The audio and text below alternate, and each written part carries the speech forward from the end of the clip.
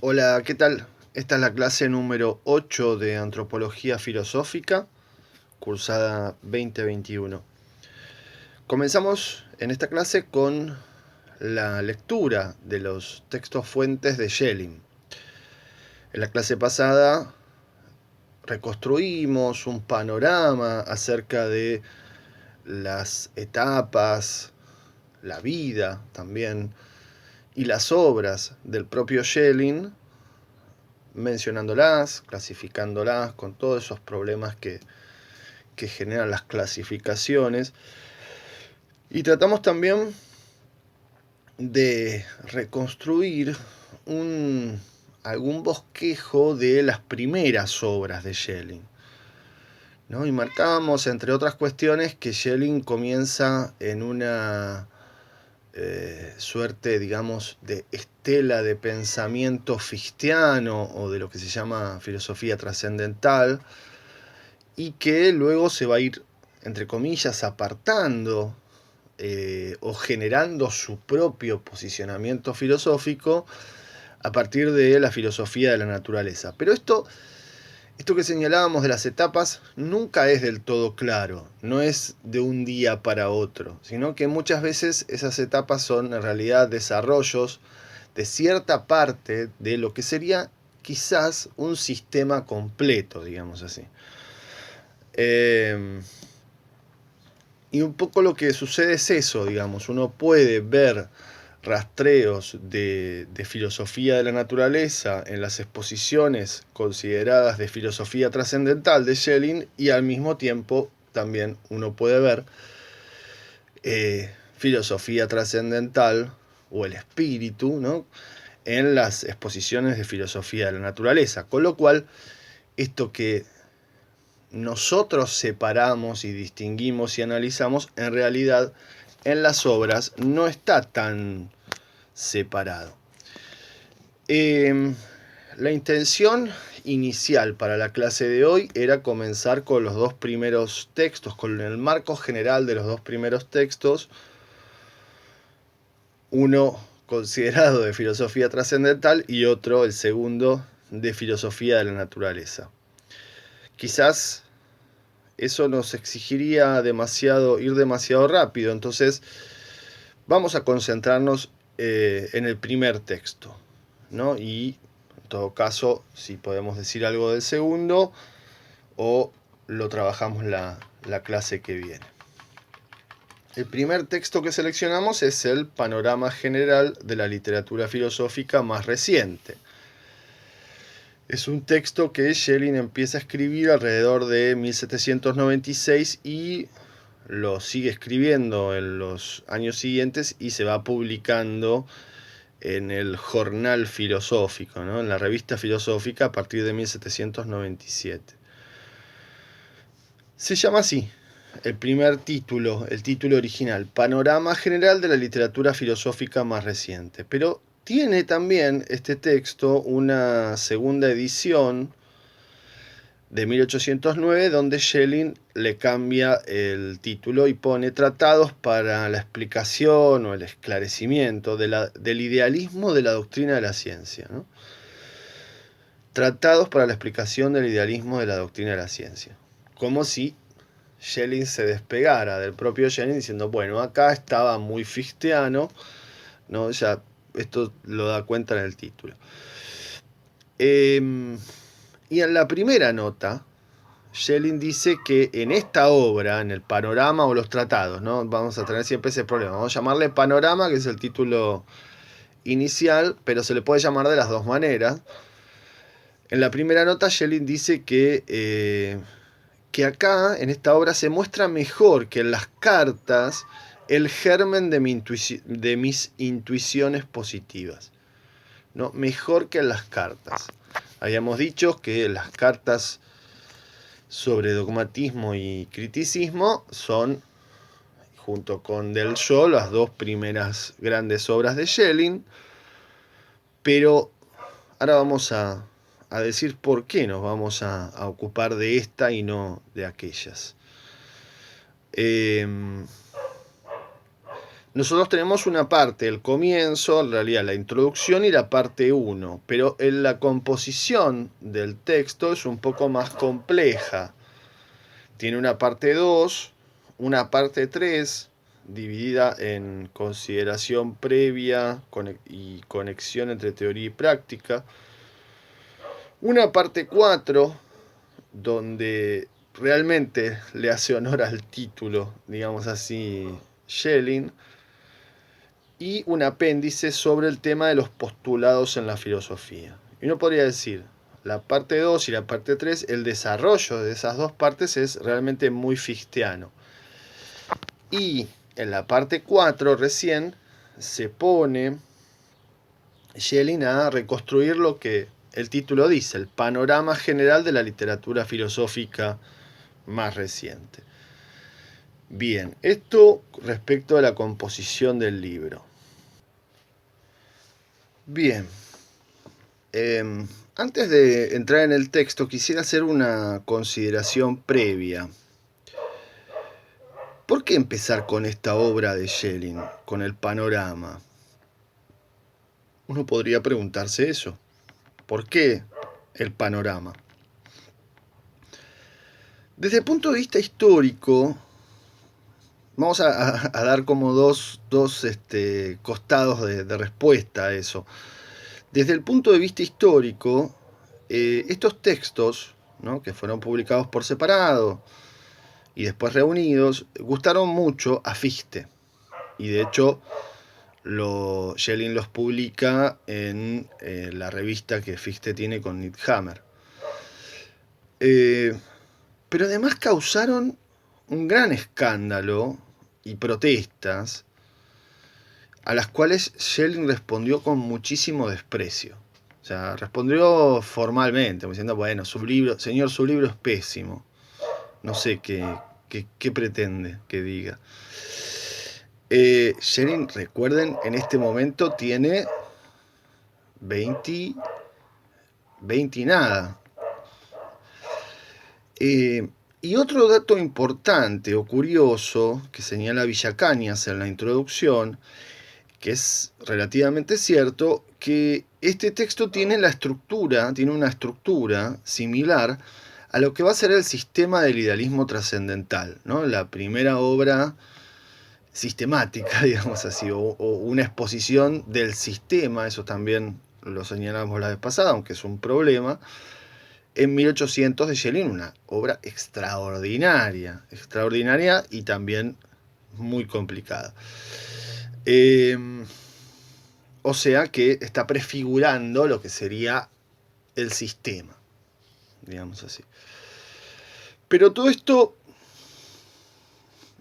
desde un punto de vista histórico. Desde un punto de vista más conceptual, podemos decir que es la obra más armada, más redondeada, ¿no?, más completa del joven Schelling. Bueno, esto es una apreciación, ¿no? Se nota fuertemente su adscripción al idealismo de Fichte y a la filosofía trascendental, ¿sí?, por un lado, en esta obra, pero al mismo tiempo se puede leer en ella el germen, el brote, la presencia de la filosofía de la naturaleza. Esto yo creo que es así, que en el panorama efectivamente se pueden ver las dos cosas. Vamos a ver si lo podemos ver. Y además es realmente interesante la reconstrucción que hace Schelling del debate post-kantiano de la época, ¿no? Es decir, está discutiendo con, después los vamos a señalar, los principales herederos del kantismo, digamos así. Y respecto de esto hay que decir, ¿no?, que esta idea que vamos a ver está ya desde el comienzo, de Kant es un libro cerrado, ¿no? Eso exactamente lo mismo va a decir Fichte en la en la primera introducción a la doctrina de la ciencia. Kant es hasta ahora un libro cerrado. Hay que captar su espíritu más allá de la letra, y va a decir Schelling, y hay que unificar lo que Kant presentó por separado, ¿no? Y para eso es necesario acentuar el idealismo, acentuar la libertad, acentuar la primacía práctica, y algo que nos va a sorprender mucho, pero que animarse a lo absoluto, podríamos ponerlo así. Esto respecto entonces del panorama postkantiano, pero déjenme decir algo más, a costa de ser más oscuro, sobre la cuestión de filosofía trascendental y filosofía de la naturaleza. En algunos pasajes del panorama se puede llegar a ver, a mi entender, que el espíritu, vamos a ver, tiene esta doble perspectiva, ¿no? Puede ver lo otro, puede ver el objeto, la realidad, lo que sea, pero al mismo tiempo puede verse a sí mismo y en ese sentido puede definirse como autoconciencia. La cuestión es que para Schelling la naturaleza también. Es decir, la naturaleza es simétrica al espíritu. Puede presentarse, ¿no? Quizás no verse, pero presentarse a sí misma frente al espíritu, y lo que sería la autoconciencia, digamos, ¿no? El poder revertir sobre sí del espíritu, tiene un equivalente en la naturaleza. Y efectivamente va a ser para Schelling la no conciencia o la inconsciencia. Si fuera así, que la naturaleza vuelve sobre sí, y ese volver sobre sí, el equivalente de la autoconciencia del espíritu, es la inconsciencia, lo que Schelling estaría mostrando es que espíritu y naturaleza funcionan de la misma manera, tienen la misma dinámica, la misma lógica, los mismos movimientos. Y entonces hay una simetría, ¿no? Hay una correlación entre uno y otro. Y efectivamente, esa simetría, correlación, concordancia o identidad directamente es lo absoluto. Esta sería como adelantando cosas que Schelling va a decir después, lo que uno puede empezar a ver ya en este panorama. Vamos a ver si se ve. Pero la idea es que para Schelling la naturaleza no va a tener una dinámica sino análoga, similar, correlativa, concordante a la que el idealismo descubrió respecto del espíritu.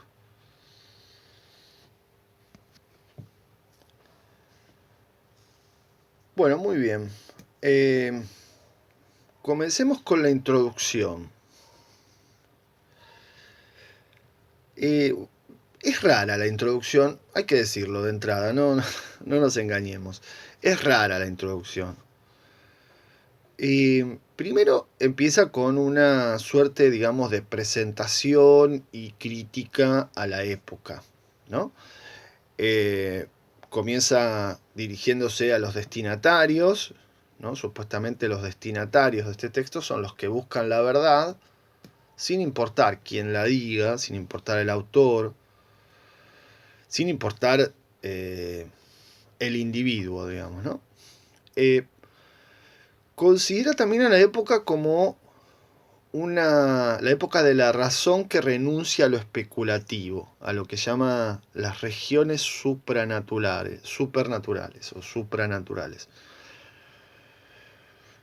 Y dice por ahí que naturaleza y espíritu, o sugiere, ¿no? Están listos para progresar. Solo que, bueno, hay que ver el todo y no la parte. Señala una serie de puntos críticos hacia la época. Una época que, dice Schelling, no busca la verdad, no es original, persiste y persiste la mediocridad y hasta cometen una cuestión interesante, una inversión, ¿no? Que es, hacen pasar lo irracional como racional y lo racional como irracional, ¿no? Están invirtiendo lo racional. A esa mediocridad, dice, estos textos viene a declararle la guerra. Y lo va a hacer a partir de, como su título lo indica, un panorama de las reseñas, ¿no? una síntesis de los textos filosóficos más importantes de la época. O sea, podemos decir, empieza con todo Schelling, no se guarda nada, ¿no? Con los botines de punta, diríamos. Pero bueno, muy crítico respecto de la época.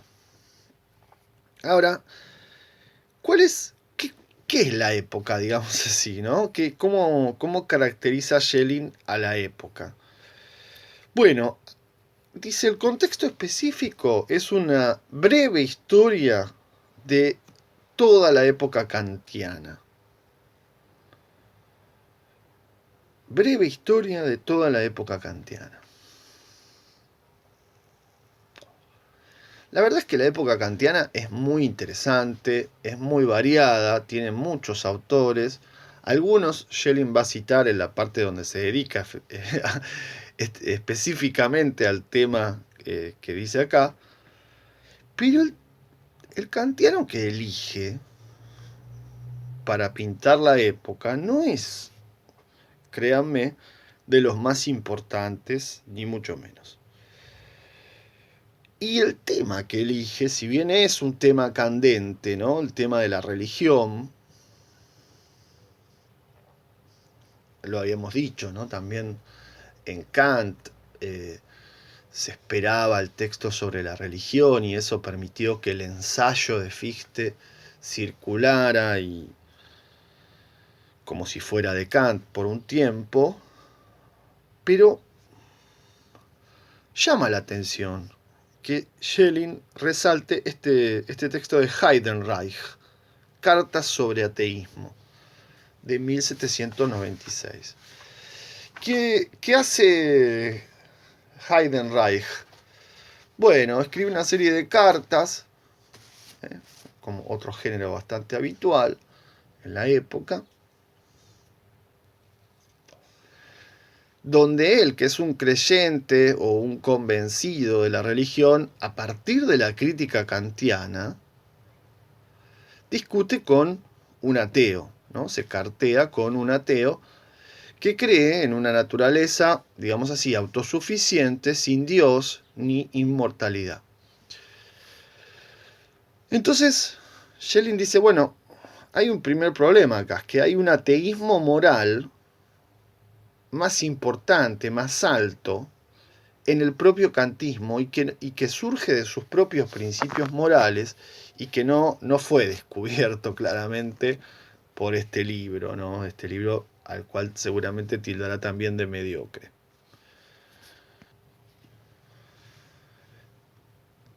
O sea que el problema de Schelling es con los kantianos, ¿no? Es decir, y acá podemos tomar en cuenta justamente que Schelling es mucho más duro, en principio, que Fichte, respecto de los kantianos, que también es una manera como de ser duro con el kantismo o con Kant, si se quiere.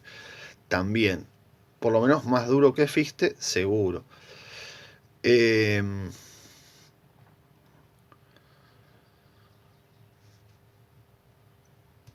Pero claro, hay un punto que es clave. Vamos a ver qué críticas está haciendo circular acá Schelling, a ver si efectivamente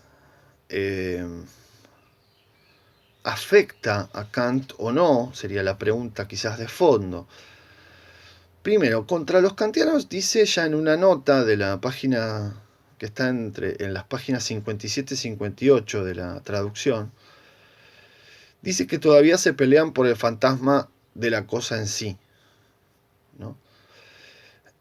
Además, buscan preservarse de ateísmo a partir de una necesidad moral, pero la necesidad moral, para ser eficaz en la práctica, necesita o exige una disposición particular en cada uno, y eso ya depende de cada uno. Con lo cual, lo grande, la necesidad moral, pasa a depender de lo pequeño, la disposición particular de cada uno. Y entonces olvidan los kantianos algo muy propio de Kant, que es el tema de la dignidad y la libertad, o sea, el poderse elevar sobre los fenómenos. Dice Schelling, reducen la idea sublime de Dios a la necesidad moral. Están enflaqueciendo lo absoluto a una necesidad moral. Y entonces pretenden convencer al ateo haciéndole creer que tiene, o que tiene que creer, ¿no? Tiene la necesidad de creer, y en todo caso esa necesidad es primordial respecto de la duda acerca de Dios. Entonces caen en una suerte de absurdo de que el postulado de la razón práctica está como enterrado en el espíritu y solo hay que exponerlo y activarlo.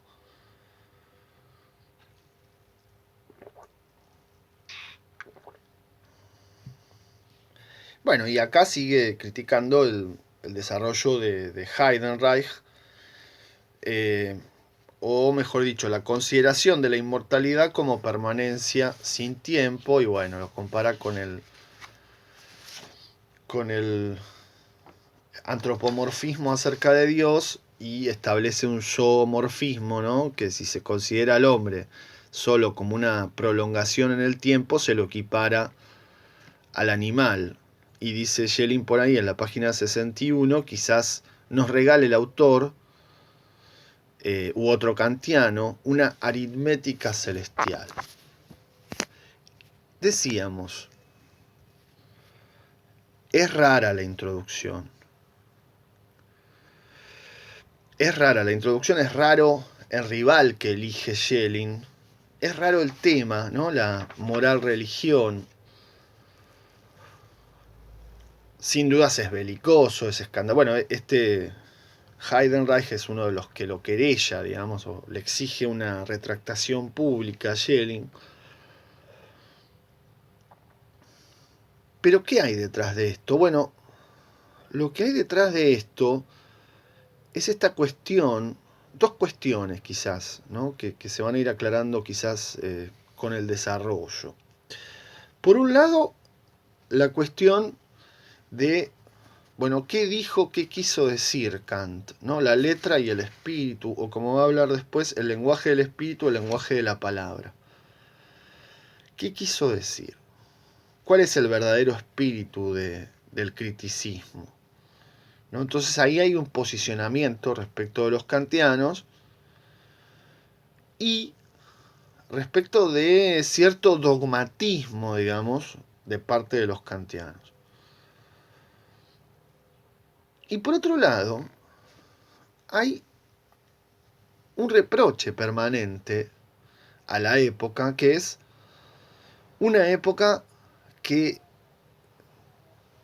cree poder prescindir, ¿no?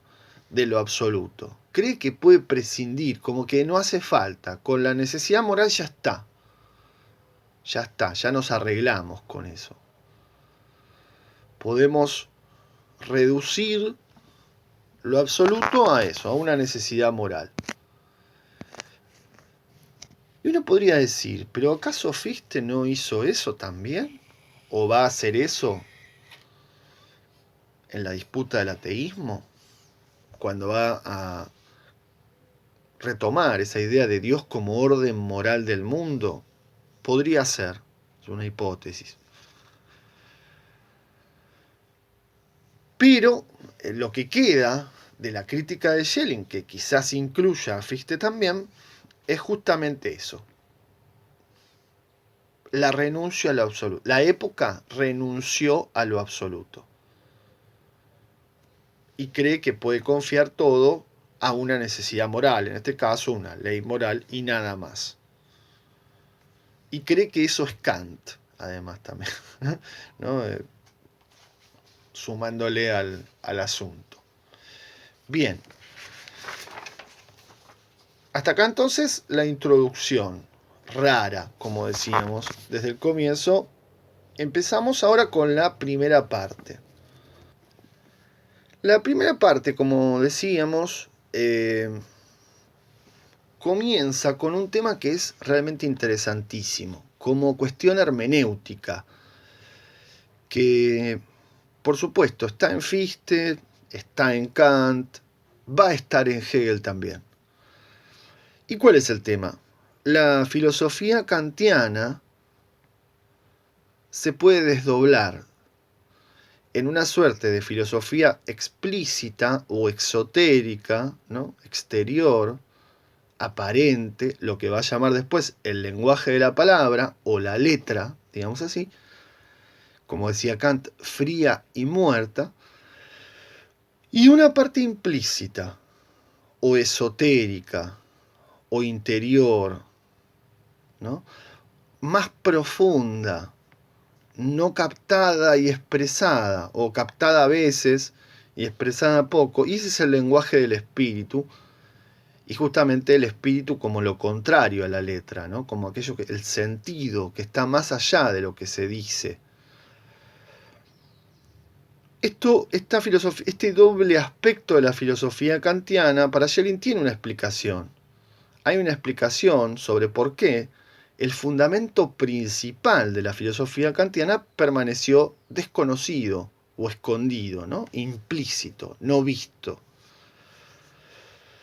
Y entonces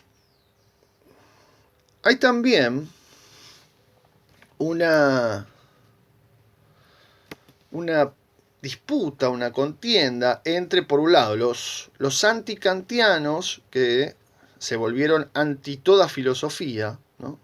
Anti-especulación, anti-filosofía, anti cualquier filosofía, porque la filosofía va a estar despegada y contrapuesta a la vida, por un lado, y por otro, los kantianos que se han vuelto sacerdotes, dice Schelling, ¿no? Adoptaron un tono soberbio, dogmático en la contienda, lo cual complica mucho más las cosas. Ahora bien, esta contraposición entre sacerdotes y adversarios, ¿no? Del kantismo y se plantea Schelling, es muy interesante, porque además no afirma nada, lo cuestiona, lo pregunta. ¿Es solo una cuestión terminológica? ¿Es solo una cuestión de aclarar el significado de las palabras y ponerse de acuerdo? Como sucedió, por ejemplo, con la química, ¿no? Que se juntaban y decían, bueno, a esto le vamos a llamar esto, a esto le vamos a llamar lo otro, y listo. Una vez, no, esta es la terminología, las definiciones y la terminología básica, y a partir de ahora podemos avanzar. ¿Conviene hacer eso en filosofía? ¿Se puede hacer lo mismo que se hace en una ciencia como la química? ¿Ponernos de acuerdo sobre el significado de las palabras y ya? ¿O sucede que la ciencia avanza a oscuras, ¿no? La ciencia siempre tiene acá, como doctrina de la ciencia de Fichte, un significado de sabiduría, conocimiento, filosofía en general. ¿O será entonces que la ciencia avanza a oscuras con ideas de las que no se tiene una clara conciencia? Muy interesantes las preguntas, ¿no? Fichte también se pregunta si es una cuestión terminológica y como el Fichte no aguanta mucho las preguntas y dice, no, pueden usar las mismas palabras, pero si para ellos significan cosas diferentes y en el sistema en que las usan les dan significaciones diferentes, No tiene nada que ver. O sea, por más que usen la misma palabra, el espíritu es otro. Y por más que parezca que se puedan poner de acuerdo, no se pueden poner de acuerdo. Pero interesante la segunda cuestión. ¿Será que la ciencia avanza a oscuras? ¿Será que el conocimiento son tanteos más menos conscientes? Y que la conciencia es como una luz que va avanzando sobre la oscuridad, pero que la oscuridad también está y presiona. Y acá lanza una pregunta muy contundente a los Schelling, como la pregunta del kantismo. ¿Qué es en el fondo lo real de nuestras representaciones? Dice en página 63. Es decir, para Schelling, como para Fichte también, el principal tema del kantismo, lo que queda de Kant, es la concordancia entre la famosa, ¿no?, adequatio intellectus rei. La famosa adecuación entre el intelecto y las cosas, ¿no?, la representación y las cosas. Entonces, claro, hay una doble tendencia, dice Schelling. Una tendencia hacia lo real, por un lado, pero por otro, y al mismo tiempo, una capacidad de elevarse sobre lo real. Lo primero, podríamos decir, es la perspectiva real, la segunda es la perspectiva ideal, o el punto de vista ideal. Ambas orientaciones son necesarias y nos van a servir justamente para analizar la primera pregunta, la pregunta principal de toda filosofía, que es cómo se llega originariamente a representaciones y conceptos o, en suma, elementos del conocimiento. Pero originariamente acá es la clave, ¿no? Es decir, si tengo esto, parto del factum de que ya tengo representaciones, conceptos y demás elementos y ya está. No. La pregunta es de dónde viene eso, ¿no? Y siempre con una cuestión de análisis y síntesis, ¿no? El análisis, ¿qué hace? El análisis descompone lo que está unido para poderlo focalizar, para poderlo ver por separado, y la síntesis es la recomposición de eso que fue separado, ¿no?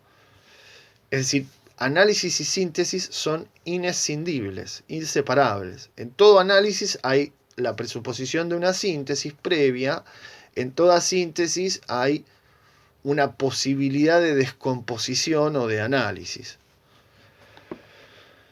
Entonces, ¿cuál es el problema del kantismo? ¿Y cómo es que caen en dogmatismo? Bueno, el problema es que creen que por detrás o por debajo del objeto, o sea, de lo dado, ¿no?, de las cosas, hay una suerte de sustrato, o permanencia, o X, o algo, que termina en una cosa en sí, fundamento de eso que se nos presenta y se nos da. Y así los kantianos dogmatizan el kantismo, o sea, vuelven dogmático al kantismo, porque están atribuyéndole una cosa en sí. Pero claro, Schelling es cuidadoso, al igual que Fichte, y esa cosa en sí, fundamento de las representaciones, de los, ¿no?, del material dado en la sensibilidad, es algo que los kantianos dicen. Kant es muy cuidadoso con ese tema, también un poco oscilante, porque el estatus de la cosa en sí es muy difícil de establecer. ¿Qué es la cosa en sí? ¿Cómo puede ser que haya algo por detrás de los fenómenos que esté siendo su causa, su fundamento o su presuposición necesaria? ¿De dónde sale eso? ¿Quién lo pone? ¿Se sostiene por sí mismo? Bueno, todos problemas que quedaron abiertos desde Kant y que, claro, los kantianos, buscando la exposición más sublime de Kant, empiezan a potenciar en vez de resolver.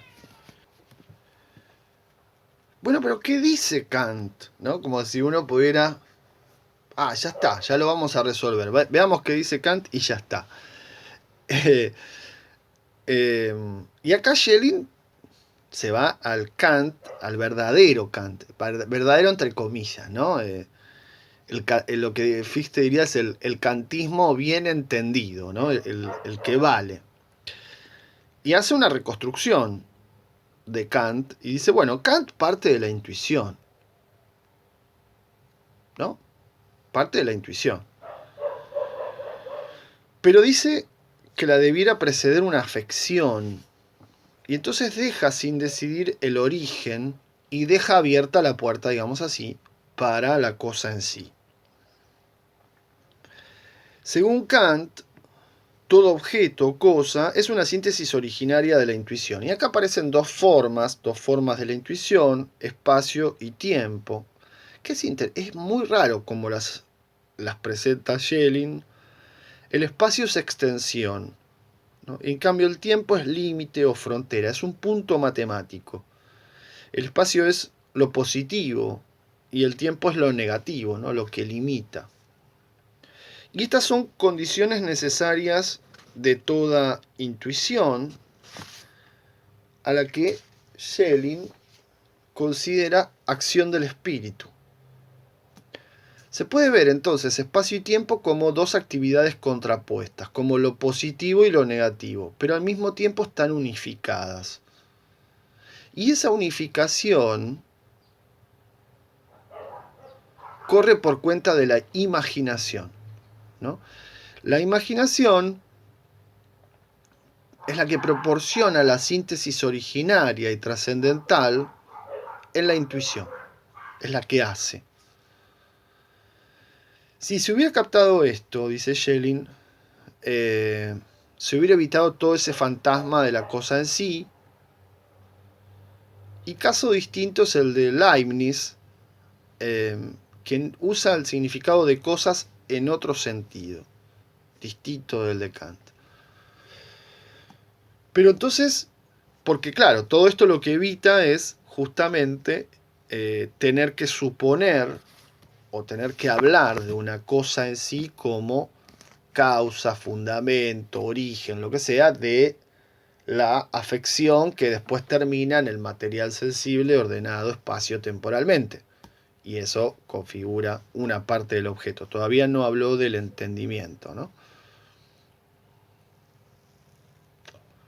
Y acá viene un punto clave, ¿no? Un pasaje que está en la página 67. Lo leo. Dice, la esencia de la naturaleza espiritual. Naturaleza espiritual. ¿Qué es naturaleza espiritual? No, no es un oxímoron, una contraposición unificada. Consiste en que hay un conflicto originario en su autoconciencia. Este su daría a entender que está hablando del espíritu. O sea, de la naturaleza en el espíritu sería. Esa sería la naturaleza espiritual. Que procede de un mundo efectivo exterior a ella en la intuición.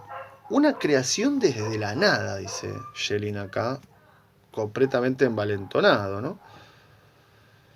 Y por esto, y acá viene la frase, ¿no? Y por esto no existe mundo alguno sin que un espíritu lo conozca, ni a la inversa, un espíritu sin que exista un mundo fuera de él. No hay espíritu sin mundo, ni mundo sin espíritu. Mundo y naturaleza podríamos considerarlos sinónimos. No hay espíritu sin naturaleza, ni naturaleza sin espíritu. Y acá uno puede empezar a ver en toda una construcción polémica con los kantianos, coqueteo con el idealismo fichteano, la naturaleza está en el espíritu. Y en realidad no podría, este sería como el camino de Schelling, no podría no ser así y no podría no funcionar de otra manera. La naturaleza es esencial al espíritu y el espíritu es esencial a la naturaleza. Pero entonces, si ambos se necesitan mutuamente, se diferencian, pero son al mismo tiempo parte de lo mismo. Este sería como el camino que va a trazar Schelling, y por eso les decía que uno puede leer en el panorama cosas que van a aparecer después, ¿no? Cosas que va a ir desarrollando después. Claro, entonces, pero Kant no termina en la intuición. O sea, con la intuición no basta. Tiene que intervenir el entendimiento y para eso hay que repetir la acción originaria y ese es el significado de los esquemas, ¿no? El esquema permite conectar intuición y concepto y a partir de ahí se forma claramente el conocimiento. Y tenemos algunas observaciones de Schelling, ¿no? El filósofo tiene que dividir lo que está unido en la naturaleza y reconectarlo separado. Claro, esto que decíamos, siempre el análisis y la síntesis van de la mano, son inescindibles. Kant se dedicó a analizar, ¿no? A desglosar, desmenuzar los elementos y dejó como legado, recuerden también un dato que se me venía a la cabeza con estos textos, que es que Kant no enseñó sus críticas en la facultad, ¿no? Seguía con el manual de Baumgarten. Es decir, Kant presentaba sus libros, pero quedaban ahí. Y fue un revuelo, fue indudablemente el gran filósofo de la segunda mitad del siglo XVIII, pero deja a sus seguidores el tener que reunir los elementos y encontrar una exposición más adecuada. Entonces eso, claro, abre todo este camino hermenéutico súper interesante. Pero Schelling no solo habla de reunión de elementos, sino también de revitalización, ¿no? De reanimación de esos elementos. Interesante. El problema es que los kantianos separaron lo que estaba unido. Y lo que estaba unido es el mundo y el espíritu, esto que venimos diciendo. Naturaleza y espíritu para Schelling están inseparablemente unidos. Y entonces separaron y ven como separado lo que en verdad está unido. Y dice Schelling, en página 69, la naturaleza nunca fue algo distinto de sus leyes. Ella, la naturaleza, consiste solo en esta forma permanente de sus modos de actuación, ¿no? Dice, de su actuación. En realidad la traducción sería de sus modos de actuar. Actuación da la sensación de falsedad, pero en lo que está acá en juego es la acción, ¿no? El actuar. Entonces el problema es que los kantianos separan lo que está unido. Naturaleza y espíritu para Schelling están unidos. Y lo que están haciendo es trazar una escisión y a partir de ahí emerge, ¿no? Sale de su tumba y nos empieza a perseguir el fantasma de la cosa en sí. Hume era un escéptico consecuente. Hume no juega en esto. Seguía con su escepticismo consecuentemente, coherentemente. Kant, en cambio, dice Schelling, ¿no? Dijo que las leyes de la naturaleza eran acciones del espíritu. ¿Kant dijo eso? Bueno. Y si todo conocimiento es intuición y concepto, y no se pueden separar, qué mal, dice Schelling, para aquellos que consideran que el idealismo no tiene realidad, ¿no? Es como un ensoñamiento, una fantasía. No hay un idealismo abstracto, ¿no? rodeado de fantasmas o de pensamiento muerto. No hay idealismo que no esté preocupado por la realidad y que se ocupe de la realidad y que su tema sea la realidad. Entonces, en conclusión,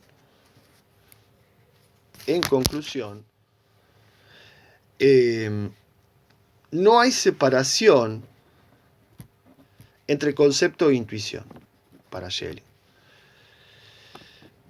O sea, entre la representación, lo ideal, una parte de la tendencia, y la realidad, lo real. Si hubiera separación, las representaciones serían meras apariencias. Y dice, para finalizar, la representación es al mismo tiempo representación y cosa. O sea, la representación contiene la cosa. Y de esta manera podemos evitar los errores de la especulación, los reproches de la antiespeculación o antifilosofía, y en la teoría considerar las cosas tal como son y en la práctica las cosas tal como deben ser, ¿no? Ese sería como el caminito. Por un lado la teoría, por otro la práctica. La teoría se ocupa de las cosas tal como son y la práctica de las cosas tal como debe ser. Pero acá, con esta inescindibilidad entre concepto e intuición, Schelling no está sino diciendo una vez más que el espíritu y la naturaleza son parte de lo mismo, son lo mismo, son inseparables. Y agregamos nosotros, aunque no lo diga acá, y tienen la misma estructura, la misma dinámica, el mismo modo de funcionar.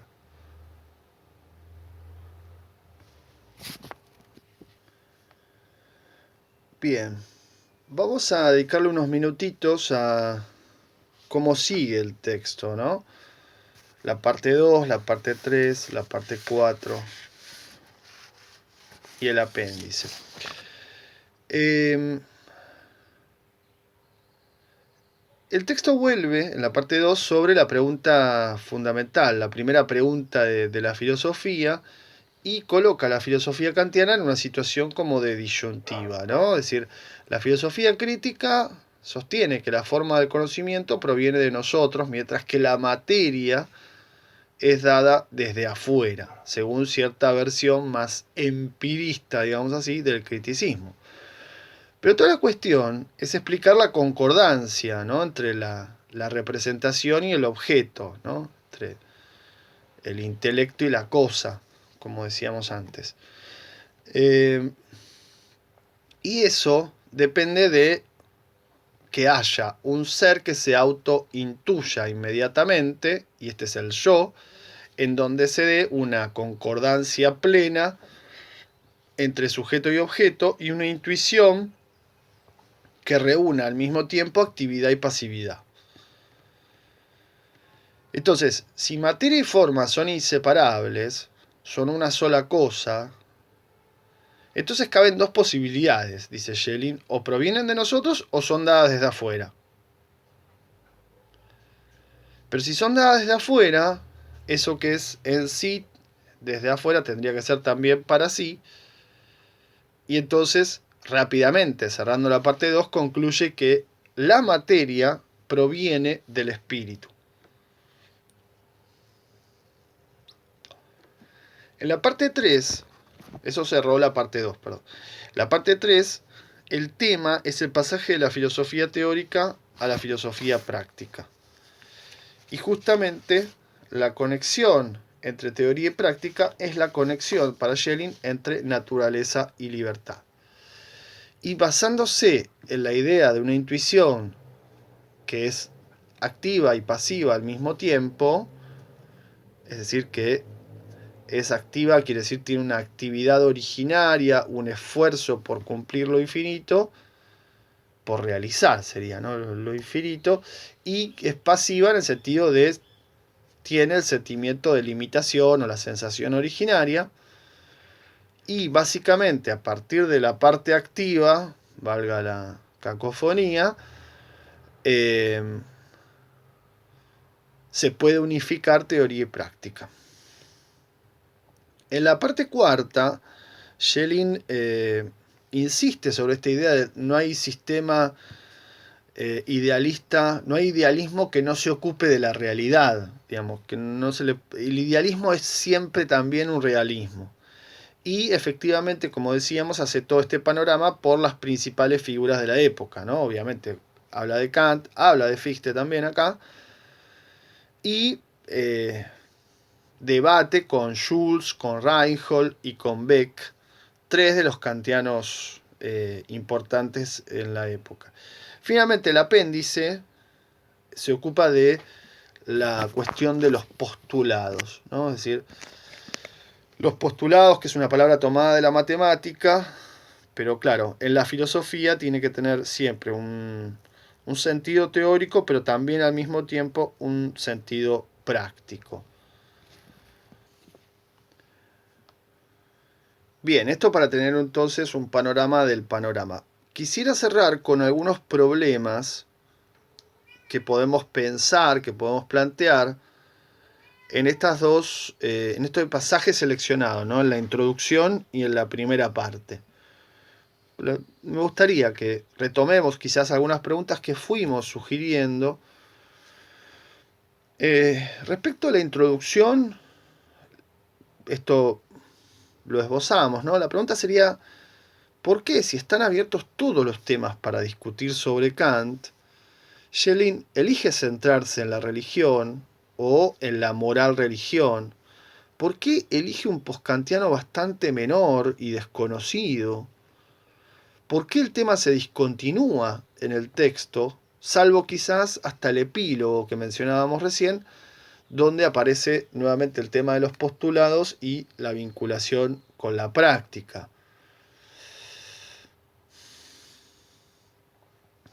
¿No? O sea, pareciera ser que la introducción está pensando en otro tema, está pensando en otra cosa. ¿Por qué? ¿En qué? ¿Qué es lo que está pensando ahí que lo distrae o lo lleva hacia eso? Y también, ¿qué imagen está construyendo o qué imagen está proponiendo acerca de la época? ¿No? ¿Qué imagen filosófica, digamos así, está construyendo Schelling en la introducción? En el caso del apartado 1,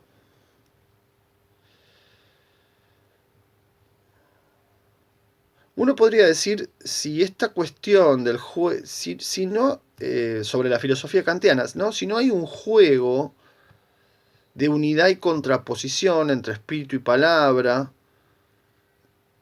al estilo de claridad-oscuridad, ¿no?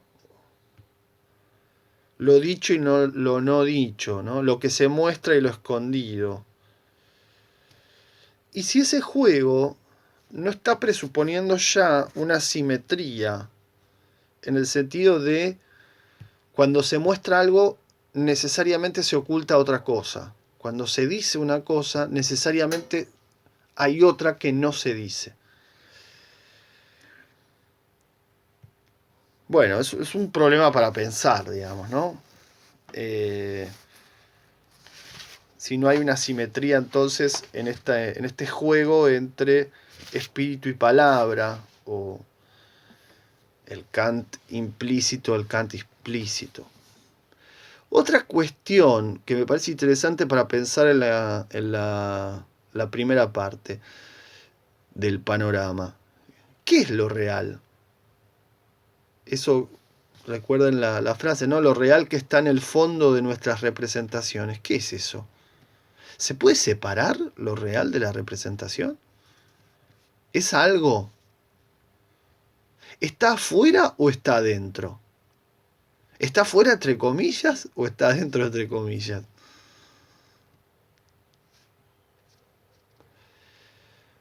Otra cosa, otro problema. ¿Se condice con Kant la reconstrucción de su filosofía desde la intuición? La caracterización que dijimos que era bastante peculiar de espacio y tiempo. o el lugar preponderante y los atributos que Schelling describe acerca de la imaginación? ¿Todo eso es compatible con la filosofía de Kant? Hago caras que ustedes no ven, pero mejor que no las vean porque si no se asustarían mucho. ¿Qué es la naturaleza espiritual? Bueno, esto lo planteamos, ¿no? Leyendo ese pasaje de la página 67. ¿Por qué dice creación desde la nada? Si no hay espíritu sin mundo, ni mundo sin espíritu, ¿acaso no haría falta un fundamento superior o más alto que dé cuenta de esa inseparabilidad?